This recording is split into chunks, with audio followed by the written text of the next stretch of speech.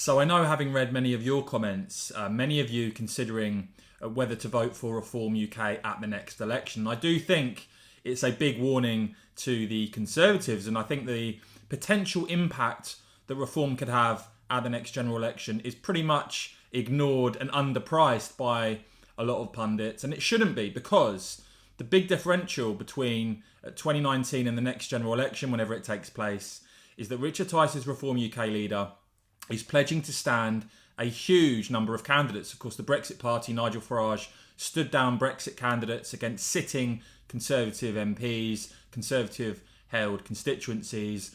Tice is saying no ifs, no buts, Reform UK will be standing in a huge number of constituencies at the next general election. The great news is that actually, with all of your help, we're going to make a massive difference. Westminster doesn't yet believe it. It hasn't dawned on them. But we will stand 600 candidates. Many, many of you are here today. If some of you are thinking about it, we must, please do stand. Tell your family, your friends, folks at work. It's absolutely vital, because we can make a massive difference. Proportional representation is now just around the corner. I believe we could well have it within 3 years. We want a fair voting system. We want fair representation. And if we get PR folks, it is an absolute game changer. Never again will people on the doorstep say, yeah, Richard, we like your policies, but you can't win, so it's a wasted vote. You know, I think we're now only one of 2 countries in Europe that has first past the post for a national general election.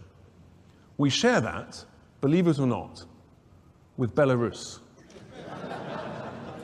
Belarus, for God's sake. I think PR is just around the corner. I think it's very exciting. We can make a massive difference. Our vote share would at least double the moment that comes along.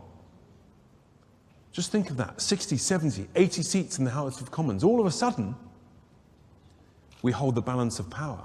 And so in that context then, this latest YouGov poll, really quite interesting. You see the top line there, another huge Labour lead, 52% to 22% for the Conservatives. That is pretty worrying for the Tories, a 30-point lead there for Labour. You see the Lib Dems on 9, Green 6, and Reform UK up 1 on 5. Now, 5% again, not a huge number, but when you dig into the poll, it shows you some really interesting stuff.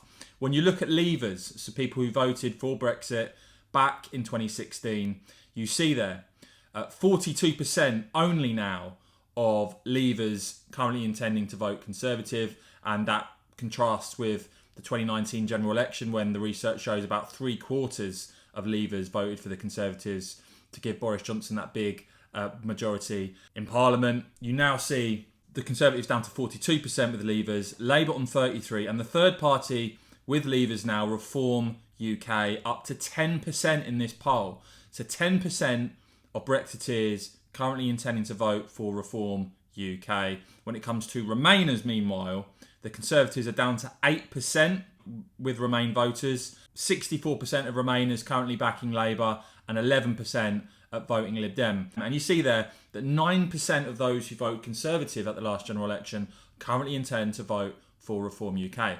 So as I said, with Richard Tice pledging to stand in a huge number of constituencies, talking about, for instance, Reform UK campaigning to leave the ECHR, which at the moment it seems the Truss government aren't going to be pursuing, despite the Home Secretary advocating leaving the ECHR. This has the potential to be another big challenge to Liz Truss's Conservative Party. Let me know what you make of those poll findings, guys. Who do you currently intend to vote for? Are you backing the Conservatives? Are you backing Truss? Or are you considering voting for Reform UK? Let me know in the comments below.